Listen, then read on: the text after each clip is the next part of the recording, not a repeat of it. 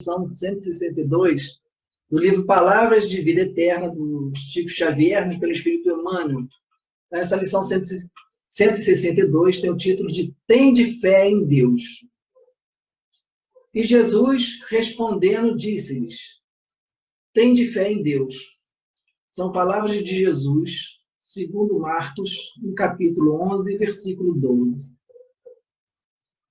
Basta, às vezes, as dificuldades na concretização de um projeto elevado se nos afiguram inamovíveis. Começamos por reconhecer-lhes o peso inquietante e estimáveis companheiros acabam por destacar-nos a importância delas, como a dizer-nos que é preciso renunciar ao bem que pretendemos fazer. Tudo, aparentemente, é obstáculo intransponível. Mas Deus intervém e uma porta aparece. Há circunstâncias nas quais o problema com que somos defrontados, numa questão construtiva, é julgado insolúvel. Passamos a inquietar-nos e, não raro, especialistas no assunto comparecem junto de nós, apontando-nos a impraticabilidade da solução. As obscuridades crescem por sombras indevassáveis, mas Deus interfere e desponta uma luz. Em certas ocasiões, uma pessoa querida, ao perturbar-se de chofre, fornece a impressão de doente irrecuperável. Afligimos-nos ao vê-la assim, em desequilíbrio, e quase sempre observadores amigos comentam a inexequibilidade de qualquer melhoria, induzindo-nos a largá-la ao próprio infortúnio. Avoluma-se a prova que lembra angústia inenarrável, mas Deus determina e surge um remédio. Ocorrem-te no mundo as mesmas perplexidades em matéria de saúde, família, realizações. Salientam-se fases de trabalho em que a luta é suposta invencível, com o absoluto desânimo daqueles que te rodeiam, mas Deus providencia e segues tranquilo à frente. Por mais áspera a crise, por maior a consternação, não percas o otimismo e trabalha confiante. Ouçamos nós todos a indicação de Jesus. Tende fé em Deus. Bem, meus irmãos, convido a todos para unir os pensamentos, elevando as nossas vibrações a Deus, nosso Pai. Bendizendo o seu nome por toda a criação e rogando que Ele possa nos envolver nessa noite em energias, em fluidos do seu amor. Que nós possamos compreender mais um pouco as lições que Jesus nos trouxe. Rogamos que permita que os nossos mentores estejam conosco, nos intuindo e nos pacificando. Vibramos nesse momento por todos que sofrem, nesse momento atual no nosso planeta. Que todos eles sejam envolvidos por seus fluidos benéficos, Senhor. Jesus, nosso Mestre Divino, possa fazer cair sobre nós o seu olhar de amor e de ternura.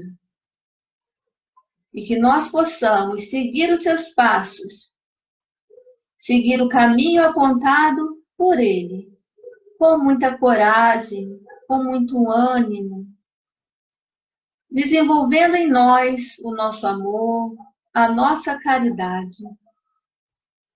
Pedimos por todos aqueles espíritos de bem que trabalham na transição do nosso planeta, Que Deus possa animá-los a cada dia e que nós possamos contribuir no auxílio para superarmos os desafios desse período com tranquilidade, com calma, com trabalho.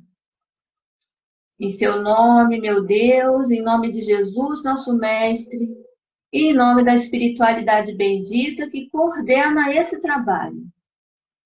Nós vamos iniciar o nosso estudo desta noite. Muito agradecido, Senhor. Muito obrigada. Graças a Deus. Bom, meus irmãos, a página vem trazer para a gente uma afirmativa clara de Jesus, né? Tende fé em Deus. E qual profundo esse desígnio de Jesus, né? De termos fé em Deus, colocarmos nossas esperanças em Deus. Porque, segundo os próprios Espíritos, né, na primeira questão do Livro dos Espíritos, que é Deus, eles nos respondem que é a inteligência suprema, causa primária de todas as coisas. E se um dos princípios básicos da doutrina espírita é justamente a existência de Deus, então, se esse Deus é a inteligência suprema, qual figura melhor de nós colocarmos a nossa fé, senão nesse que é quem conhece de tudo e sabe de tudo, foi o nosso Criador, com sua onipotência, sua onipresença, com sua bondade infinita sobre tudo. Que lugar melhor para nós depositarmos a nossa confiança nos momentos mais difíceis? A lição nos traz momentos de doença, dificuldades no trabalho, projetos no bem que nós queremos realizar, e ainda assim nós encontramos dificuldades. E é muito comum, claro, da natureza humana, nós nos desesperarmos, ficarmos um pouco preocupados em demasia, mais do que o necessário. Num momento como esse que nós estamos vivendo agora, logicamente, né, que é humano nós sentirmos aflições, mas não devemos deixar que essas aflições nos impeçam de continuar vivendo, progredindo, aprendendo, servindo a Deus. E para isso é importante a gente lembrar, é Deus a inteligência suprema, e nos conhece mais do que a nós mesmos. Nós podemos, às vezes, né, pedir em prece a Deus algo que julgamos necessário para nós, mas nós não estamos muito longe dessa inteligência suprema que sabe o que realmente nós precisamos. Nós pedimos aquilo que nós queremos, mas Deus sabe aquilo que a gente precisa. Então, coloquemos a nossa fé. Jesus nos ensinou, né, na oração que ele veio nos ensinar, a dizer que seja feita a vossa vontade. Já no momento extremo da coisa, ele diz, faça-se a vossa vontade. Então, tenhamos fé em Deus, porque tudo está sob controle. Se há algum revés em nossa vida, se nesse momento agora nós passamos por essa dificuldade, esse momento tão diferenciado para nós, há de ter um motivo, um propósito, né, que mais tarde saberemos de evolução, de progredirmos mais rápido, de acelerar a nossa marcha nesse momento de transição, mas sem dúvida não foi o acaso que criou isso. Então tenhamos fé, sigamos confiantes e com otimismo. A lição fala em vários momentos, né, das pessoas que vão chegar perto de nós com palavras de pessimismo. Isso não vai dar certo, isso está ruim, vai se acabar tudo. Não, nada disso. Confiança, otimismo, fé em Deus, que é a inteligência suprema, é a causa de todas as coisas do universo.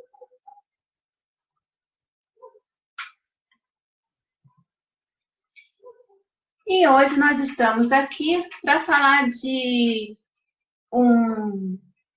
uma parte muito interessante do Evangelho. E o Evangelho segundo o Espiritismo traz essa parte para o nosso estudo. Quem é minha mãe e quem são meus irmãos? Mas antes da gente entrar nessa parte propriamente dita, que é uma parte que gera algum desconforto, que gera alguma polêmica, né? Porque essa frase saindo de um ser tão iluminado, né? Desenvolvido, de um ser a perfeição que se conhece na Terra, né? Para a gente entender isso aí, a gente tem que estudar o Evangelho de Jesus. E quanto mais a gente estuda o Evangelho de Jesus, mais a gente vê que tem que estudar o Evangelho de Jesus. A gente precisa entender o caráter dos ensinamentos de Jesus, para que a gente não se confunda nas palavras. E para que a gente não se deixe confundir pelos outros, pela interpretação de outros. Então, nós temos que estudar o Evangelho detidamente, né? E é bom a gente ler o Evangelho da Bíblia, né? O Atos, as cartas. Isso é muito importante, porque o que é o Espiritismo, né? É o cristianismo redivivo. Então, é bom a gente conhecer o Evangelho, para a gente não interpretar errado as coisas que a gente lê. Então, para a gente conhecer um pouquinho, né, do caráter, dos ensinamentos de Jesus, um pouquinho, né? Porque, como eu disse, a gente tem que estudar detidamente, sistematicamente, o Evangelho. Eu vou falar um pouquinho dessa moral, desse caráter dos ensinamentos de Jesus, dando alguns exemplos, falando de alguns ensinamentos. Eu sempre, quando falo de Jesus, eu me lembro do nascimento. O nascimento de Jesus, se vocês forem procurar no Evangelho da Bíblia, está lá em Lucas, no capítulo 2, versículo de 1 a 21. Vai falar do nascimento. Eu vou só recordar um pouquinho, porque como a gente não sabe, as pessoas que estão assistindo, é bom a gente situar um pouquinho do que a gente está falando. Então, Lucas registrou lá que Maria já estava grávida quando ela... Vou contar por alto, tá, gente? Se vocês quiserem saber detalhes, vocês vão lá. Chegou uma ordem, estavam fazendo um censo. E Maria e José tiveram que ir para Belém se cadastrar nesse censo. Maria, já grávida, já perto de ter o filho. E chegaram em Belém, ela já sentindo as dores do parto. E Jesus nasceu numa estrebaria. Por quê? Porque, como era censo, todo mundo foi para Belém, muita gente foi para Belém, e nas hospedarias não havia mais lugar. E Jesus nasce no estábulo, cercado de animais domésticos, e é posto na manjedoura. A manjedoura que é o lugar onde os animais comem, né? Põe aquela palha, né? Fica fofinho, foi colocado ali. Então, você vê que desde o nascimento, ele vem demonstrando que ele é um mestre em humildade. Ele já chega no mundo, já encarna nesse mundo, demonstrando, ensinando. Ele não é um príncipe que veio para as glórias do mundo, com dinheiro, com poder, não. Ele é o príncipe da paz. Ele é um mestre em humildade. Então, já começa, já vê daí o caráter dessa encarnação. Outra parte que eu acho muito interessante são as bodas de Canaã, né? Onde, lá em Canaã, ia acontecer um casamento. E foram convidados Jesus, Maria e até os discípulos também foram convidados. Aí chegou numa determinada hora e acabou o vinho. Você pensa bem, a gente está dando uma festa em nossa casa e de repente acaba a bebida ou acaba a comida. É uma coisa constrangedora. Né? Agora é constrangedor. Naquela época era mais constrangedor ainda. A sociedade era muito mais tradicional. Então, acabou o vinho. Jesus estava lá, muito bem, na dele. E Maria, sua mãe, chega perto dele e fala: Filho, acabou o vinho. Ele fala: O que queres de mim? Ainda não está na hora. Mas como toda mãe, deve ter dado aquela olhada, né? Poxa, filho. Ele vai e transforma tonéis de água que ele pediu para trazerem em vinho. E esse foi a primeira demonstração da mediunidade, efeito físico, né? Da capacidade que Jesus tinha de modificar fluidos, atendendo um pedido da sua mãe. Então, você observa, né, quando João, isso está lá em João, capítulo 2, versículo de 1 a 11, você consegue perceber o carinho que ele tinha com Maria, né, a ternura que ele tinha por aquele espírito que encarnou para trazê-lo na encarnação, na sua mãe. Né? Não estava ainda, ele não estava ali pensando em fazer aquilo, mas, né, Maria com aquela ternura e ele também com seu carinho.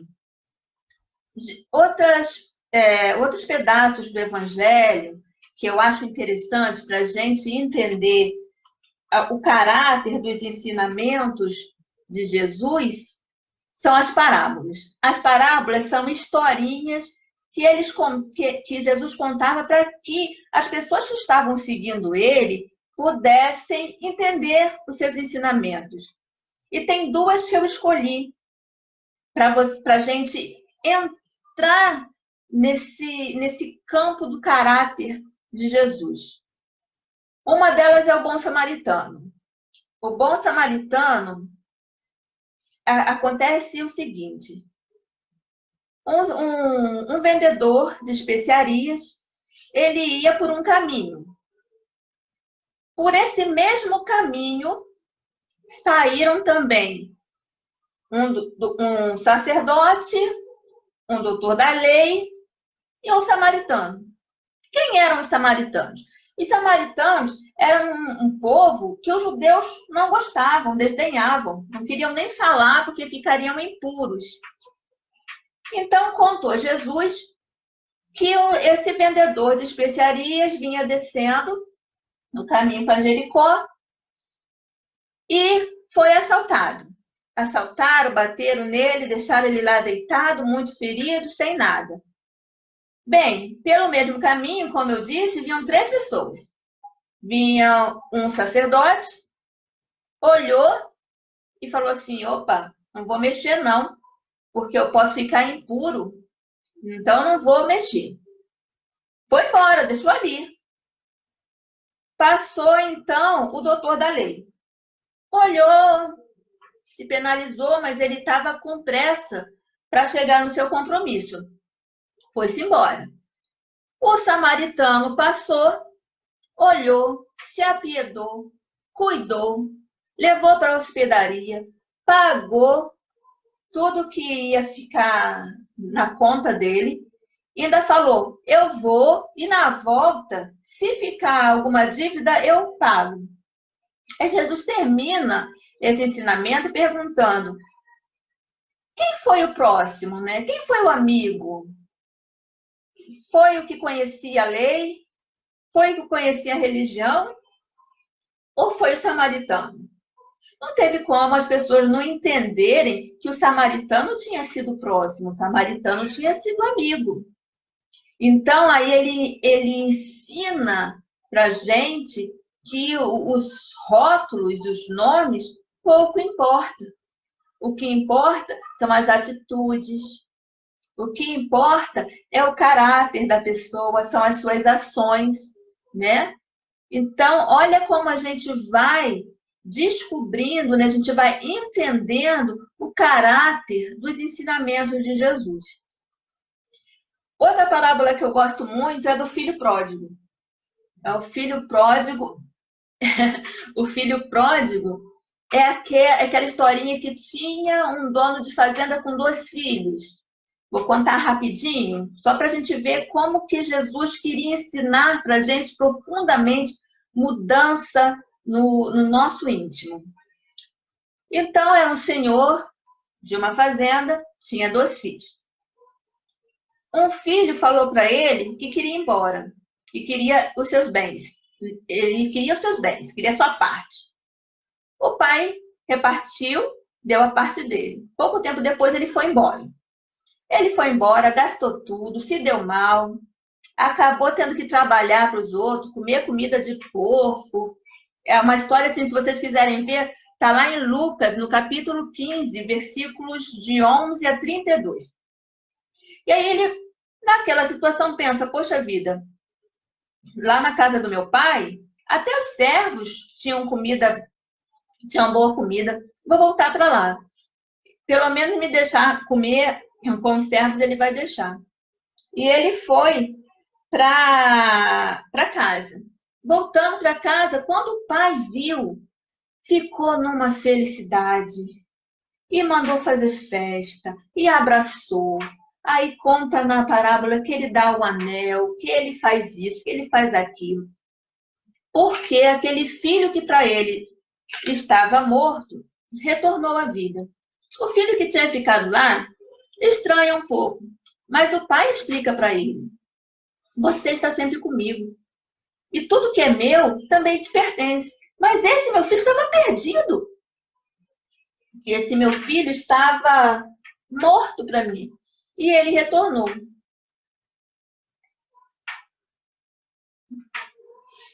Olha o amor desse pai, né? A capacidade que ele teve de perdoar, a capacidade que ele teve de acolhimento, o caráter dos ensinamentos de Jesus. E tem outros dois ensinamentozinhos que eu também que são muito profundos, né? É a oferta da viúva, que está lá em Marcos 12, que ele está lá na frente do lugar onde as pessoas depositavam suas ofertas lá para o templo. E ele percebeu que as pessoas chegavam lá e jogavam a oferta para fazer barulho, para que as pessoas, os outros vissem, olha, fulano deu muito. E ele estava lá olhando.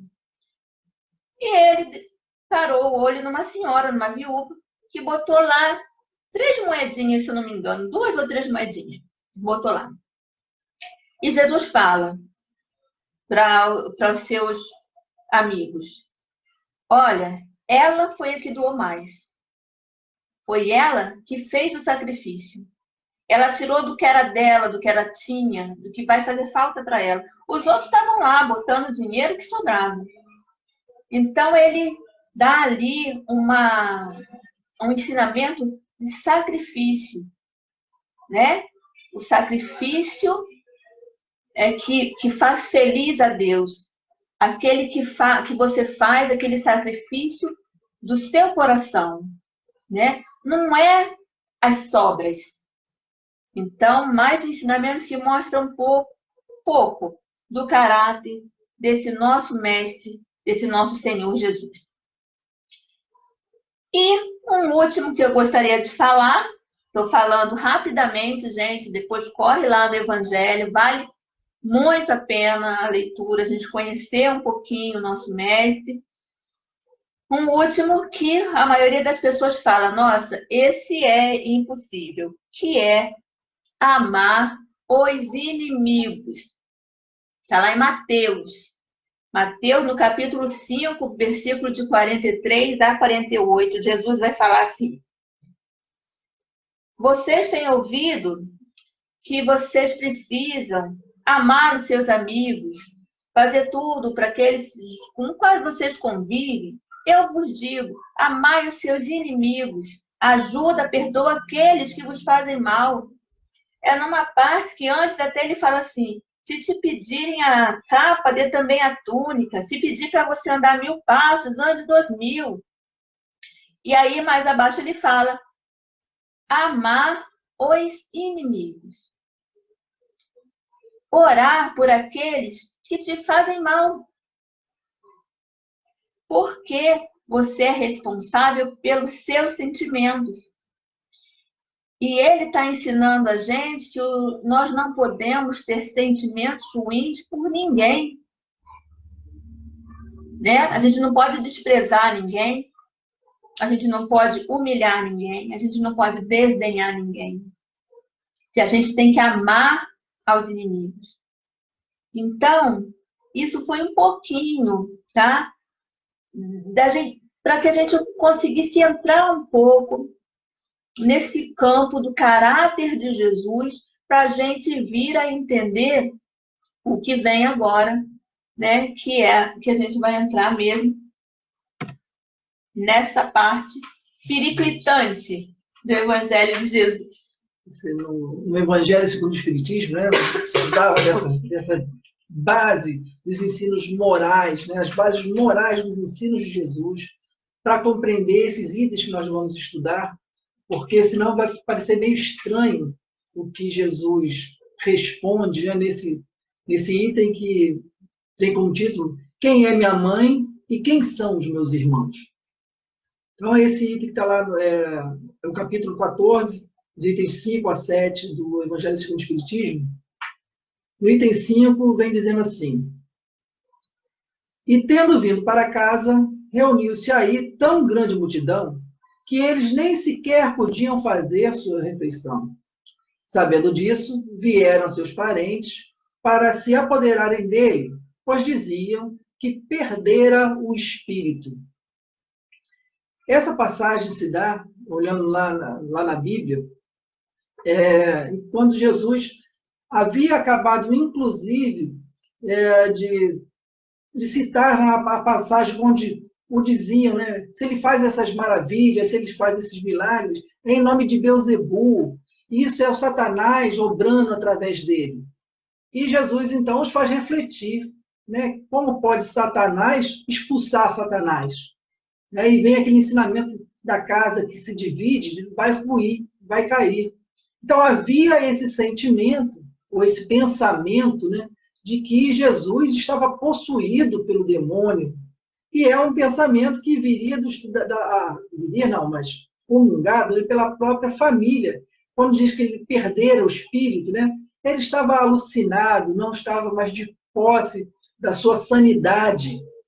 E aí, quando veio aquela multidão, indo para casa, sabiam que não ia dar nem para alimentar, eles se apressaram e correram, não faça isso, não faça isso. Mas Jesus ainda assim foi, e a casa ficou repleta de gente, a ponto de não conseguirem nem ter alimento suficiente para todos.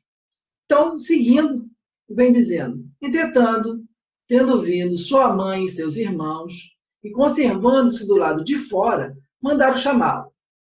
Ora, o povo se sentava em torno dele e lhe disseram: tua mãe e teus irmãos estão lá fora e te chamam. Ele lhes respondeu, e aí é que vem: quem é minha mãe e quem são meus irmãos? E, perpassando o olhar pelos que estavam sentados ao seu derredor, disse: eis aqui minha mãe e meus irmãos.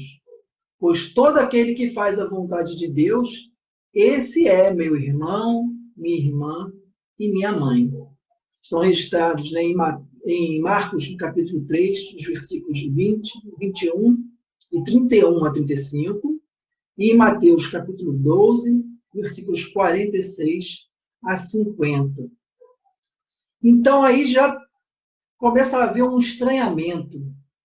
Será que Jesus quis dizer com isso? O que será que, quando ele pergunta quem são minha mãe e meus irmãos, e aponta os que estão ali ouvindo suas palavras, ouvindo a pregação, que era todo dentro daquela lógica da ética, do amor, aqueles princípios morais colocados em primeiro plano, E ele diz, esses aqui são minha mãe, meus irmãos, minha irmã, porque fazem a vontade de Deus. Dá uma impressão de que ele está meio que abrindo mão, né, da família, da sua família consanguínea, né, e chamando para si aquelas almas que ele estava. Mas vamos ver, né, como é que Kardec trabalha isso dentro do espiritismo, dentro da visão espírita dessas passagens.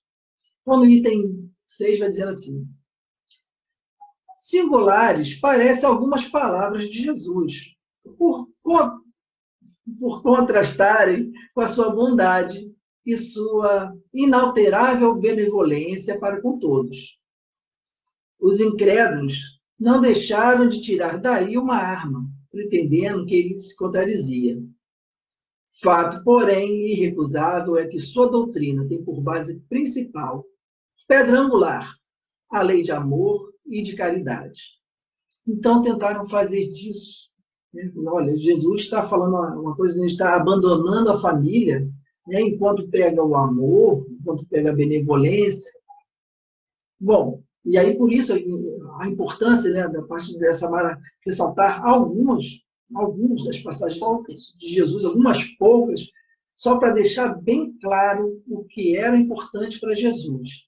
E como conta que a pedra angular é o amor e a caridade, pedra angular, né, na arquitetura antiga, é uma pedra quase sempre de ângulo reto, colocada na quina das construções, que ia servir, né, de balizamento para todo o resto do edifício, né? Todo o resto da edificação viria daquela pedra angular. E isso, toda a doutrina de Jesus está baseada justamente nisso, no amor e na caridade. Ora, será que haveria falta de caridade, ou falta de amor por parte dele, para com sua família consanguínea? Será que ele que havia, inclusive, dito, reafirmando as escrituras, honrai vosso pai e vossa mãe, será que ele ia se esquecer disso? Ele que, mais do que falar, exemplificou, deu exemplo de tudo aquilo que pregava. Então, há de ter alguma coisa estranha aí, e Kardec vai a fundo, quando diz, ora, não é possível que ele destruísse de um lado o que do outro estabelecia. De onde está a consequência rigorosa? Se certos se acham em contradição com aqueles princípios básicos, aquele do amor e da caridade, é que as palavras que se lhe atribuem foram ou mal reproduzidas, né? E isso é uma coisa muito comum, né? As primeiras palavras de Jesus, né, nem foram escritas, nem foram sendo passadas oralmente, até que mais tarde, né, o Evangelho de Mateus, mas ainda o de João, foram anotados por eles. Mateus e Marcos e Lucas, né, conviveram com pessoas, escreveram isso a posterior. Então, é muito comum, como que naquela brincadeira de telefone sem fio, né, onde você passa uma mensagem escondida para o amigo, e lá no final daquela cadeia vai sair uma mensagem completamente diferente. É comum que isso se faça, sobretudo levando em consideração que o aramaico, que era a língua falada por Jesus, é uma língua complexa, muito complicada, difícil de ser interpretada, traduzida. Hoje em dia, né, nós temos aí, para citar talvez os mais conhecidos, o Haroldo Dutra Dias e o Severino Celestino, né, que fazem traduções bíblicas mais aproximadas da realidade. Então, eles conseguem transformar, né, de forma melhor, traduzir de forma melhor o que foi dito por Jesus. E aí a gente vê que realmente há momentos em que muda o sentido daquelas frases. Isso é uma coisa que pode ter acontecido. E aí segue ainda, ou foram mal compreendidas. Porque para compreender uma mensagem, há que se saber o que ela significava naquele momento histórico, o que aquilo representava para aquele povo. Uma palavra muitas vezes tem um significado numa época, e uma época logo seguinte tem um significado completamente diferente. Imagina 2000 anos atrás. E Kardec ainda vai mais longe ainda, né, dentro da sua lógica, né, ele era imbatível na sua lógica, ele diz, ou não são palavras de Jesus, foram palavras atribuídas, assim como também acaba botando palavras na boca de Jesus que ele não disse, né, pode realmente ter sido colocada, por motivos quaisquer que sejam, palavras que nem foram proferidas por Jesus. E a gente achando que é uma grande modernidade, as fake news, né? Estamos na era das fake news, né? Então, olha só, uma das primeiras fake news que se deve ter conhecimento, né, é falar que Jesus falou o que ele não teria dito. Né? E a gente se achando, né, na modernidade. Bom, é uma moda, mas repare, logicamente, né? Assim como hoje em dia, isso causa muito problema, imagine se colocar nas bocas do mestre palavras que ele não disse. Mas Kardec continua o seu pensamento, né, com toda a sua astúcia, lá no item 7, e diz assim: causa admiração e com fundamento que nesse passo mostrasse Jesus tanta indiferença para com seus parentes e, de certo modo, renegasse sua mãe. Ora, ele que falou honrar pai e mãe, ele que lá, como a Samara colocou, fez sua primeira demonstração mediúnica, pelo menos na presença de outras pessoas, por pedido dessa mãe. Ainda não tinha chegado o momento, mas ela solicita, roga, com todo aquele carinho materno, e ele obedece à sua mãe. Será que ele renegaria essa mãe? E se tratando dos irmãos, pelo que concerne a seus irmãos, sabe-se que não o estimavam. Espíritos pouco adiantados não lhe compreendiam a missão. Tinham por excêntrico o seu proceder e seus ensinamentos não o tocavam, tanto que nenhum deles o seguiu como discípulo. Dir-se-ia mesmo que partilhavam, até certo ponto, das prevenções de seus inimigos. Então, a imagem mostra ali, né, uma pessoa meio que tem inveja, olha, ela tem tanto, né, a planta dela é tão maior, a minha é pequena.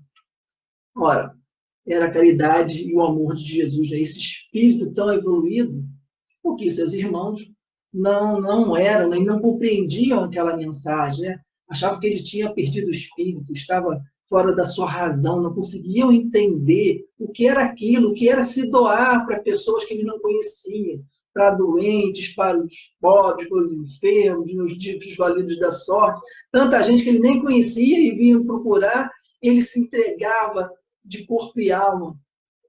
Não era possível para eles compreender aquilo, o que acabava causando uma certa estranheza, né? Essa pessoa, um estranho, não compreendo isso dentro da minha casa.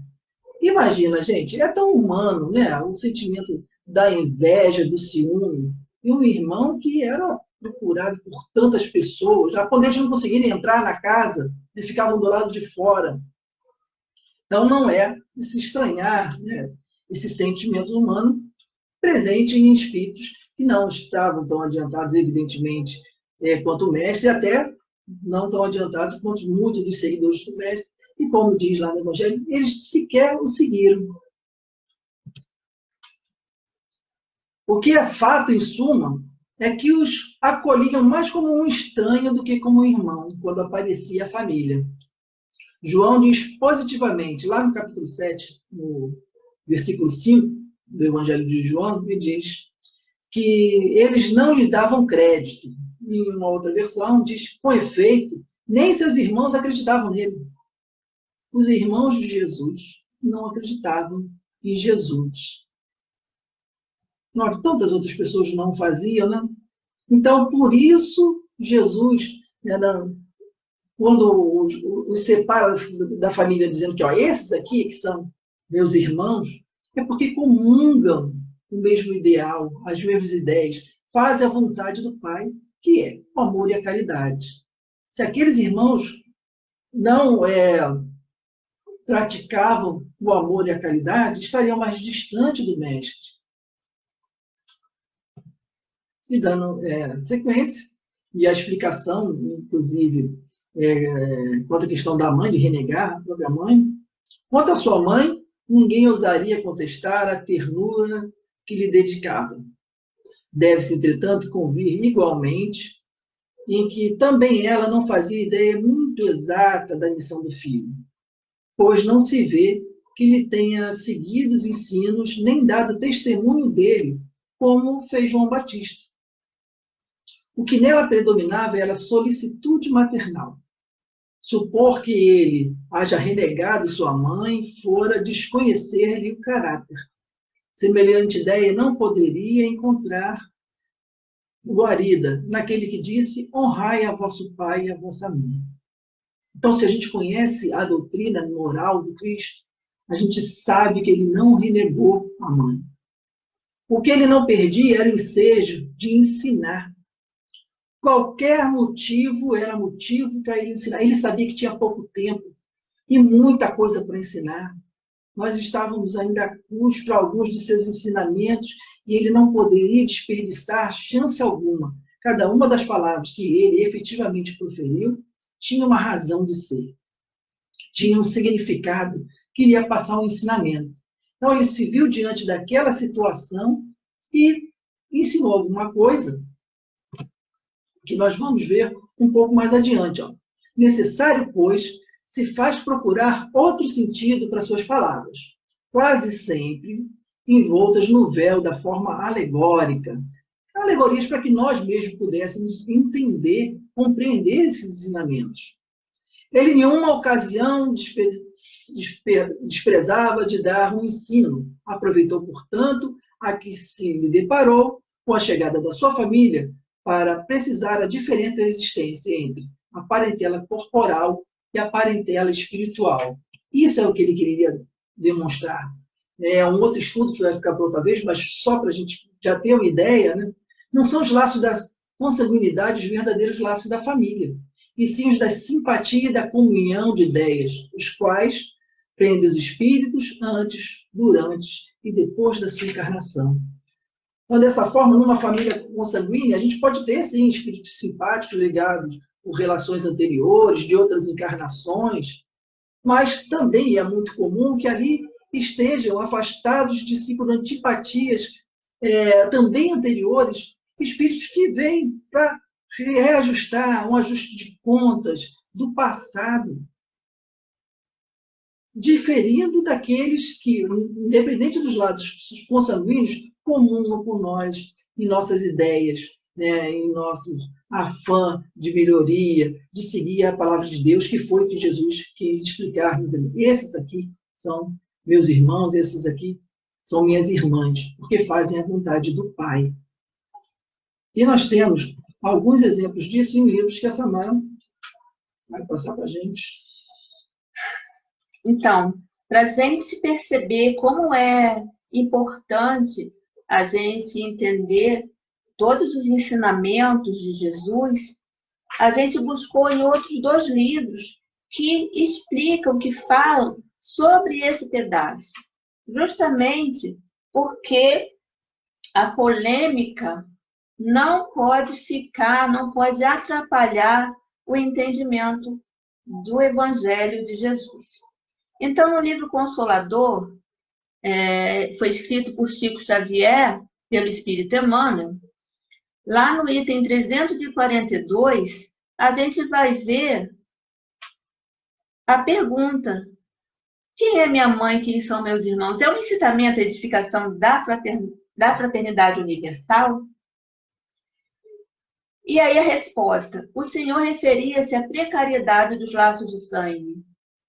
O que Jesus ensinou é que os laços de sangue, que ele procurou ensinar com essa pergunta, quem é minha mãe, quem são meus irmãos, que o laço consanguíneo é temporário, né? É efêmero, é precário, como Emmanuel fala aqui, a precariedade dos laços de sangue, estabelecendo a fórmula do amor, a qual não deve estar circunscrita ao ambiente particular, mas ligada ao ambiente universal, porque o nosso amor tem que se ampliar e a gente tem que amar, como a gente falou lá no início, né? A gente deve amar até o nosso amor chegar aos nossos inimigos. Então, o amor tem que se tornar universal, em cujas estradas deveremos observar e ajudar fraternalmente a todos os necessitados, desde os aparentemente mais felizes, aos mais desvalidos da sorte. A gente tem que estar disponível no amor e na caridade para auxiliar, para amar as pessoas, os laços consanguíneos são efêmeros.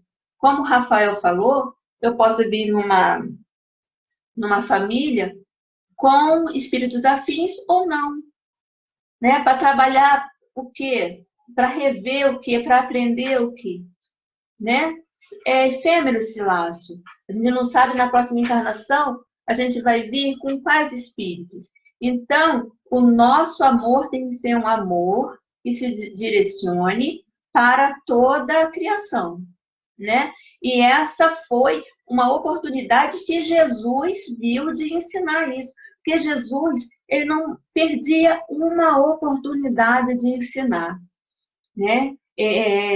Foram 3 anos de ensino, né? 3 anos é pouco tempo para tanta coisa que ele nos ensinou. Ele não podia perder uma oportunidade de ensinar. E essa foi a oportunidade que ele encontrou de ensinar. Outro livro que eu gostaria de citar é o livro Boa Nova. E eu indico, para quem não leu Boa Nova ainda, leia.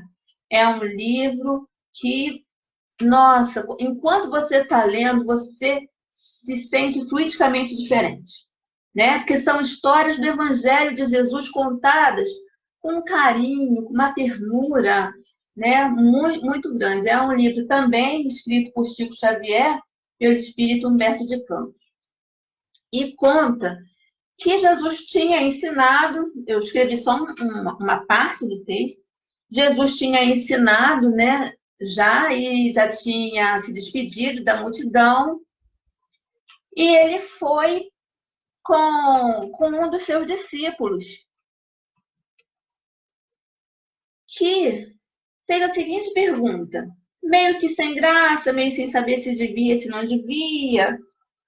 Mestre, como conciliar estas palavras tão duras com as vossas anteriores observações relativamente aos laços sagrados entre os que se estimam? Quem perguntou isso foi Pedro. E Jesus não deixou transparecer nenhuma surpresa, não ficou espantado com a pergunta e falou: Simão, a minha palavra não determina que o homem quebre os elos santos de sua vida. Antes exalta os que tiverem a verdadeira fé para colocar o poder de Deus acima de todas as coisas e de todos os seres da criação.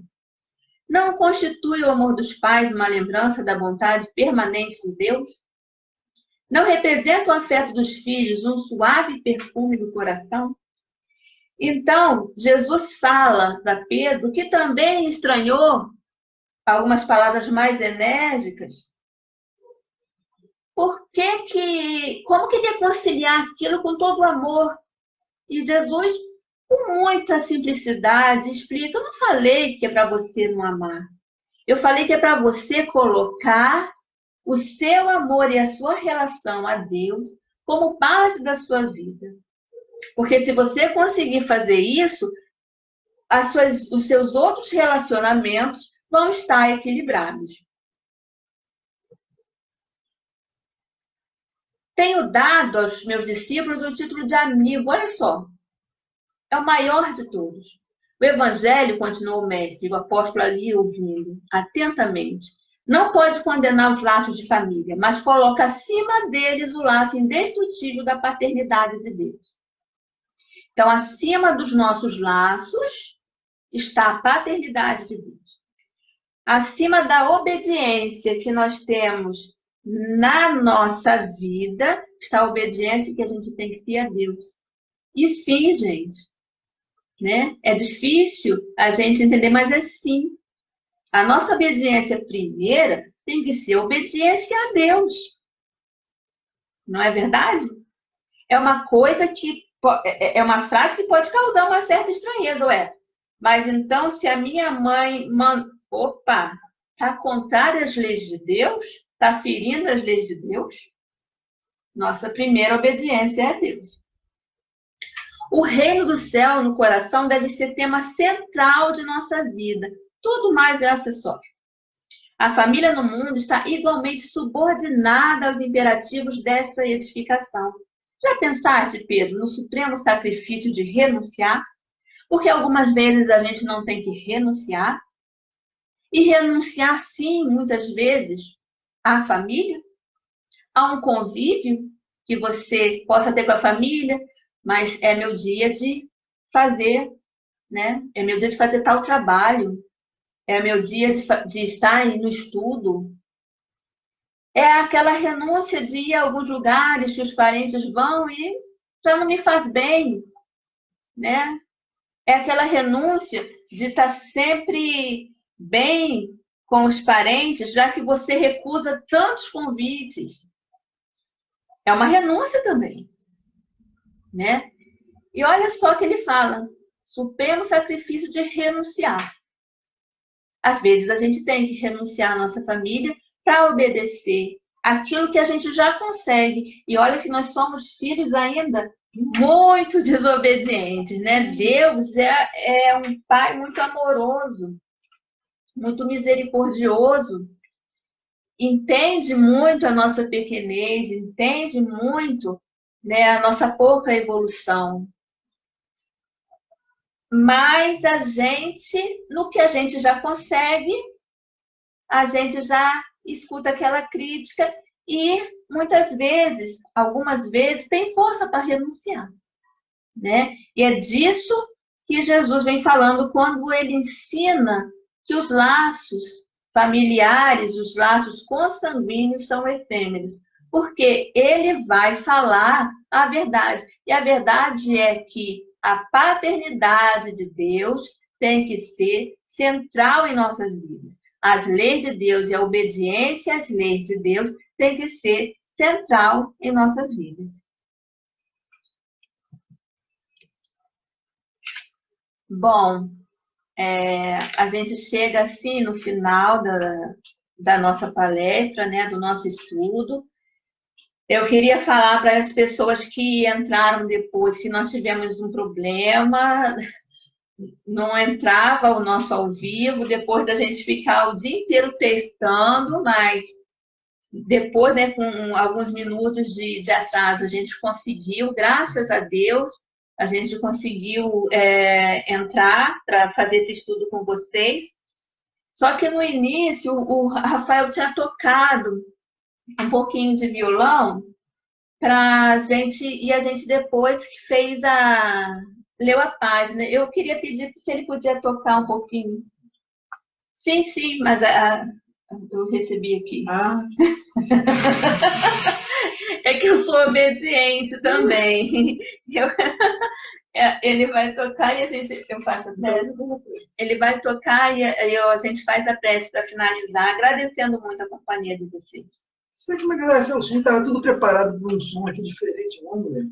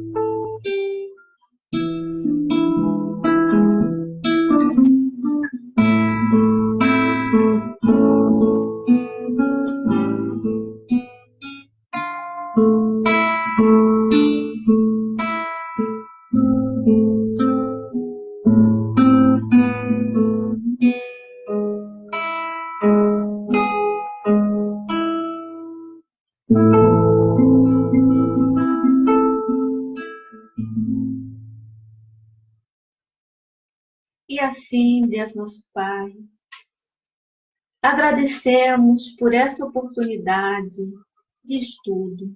Muito obrigada, meu Deus. Muito obrigada, Jesus, por seus ensinamentos, pela oportunidade de aprendê-los, esclarecidos pela doutrina espírita. Muito obrigada, Jesus. Muito obrigada aos mentores deste trabalho, aos mentores do Centro Espírita Alvorecer. Muito obrigada a todos eles. Obrigada por tantas vibrações boas que pudemos sentir essa noite junto de nós durante todo esse estudo. Rogamos ainda, Senhor, que por misericórdia nos envolva com fluidos benéficos de amor, de tranquilidade, aos nossos familiares, aos vizinhos de cada um, Senhor, que aqui conosco acompanha esse estudo, que todos eles possam ser abraçados, envolvidos por teus fluidos de luz e de amor. E assim, Senhor, encerramos com a sua permissão, a permissão de Jesus, a permissão desses mentores benevolentes que nos acompanham, o nosso estudo desta noite. Muito obrigada. Assim seja e graças a Deus. Boa noite, gente. Boa noite.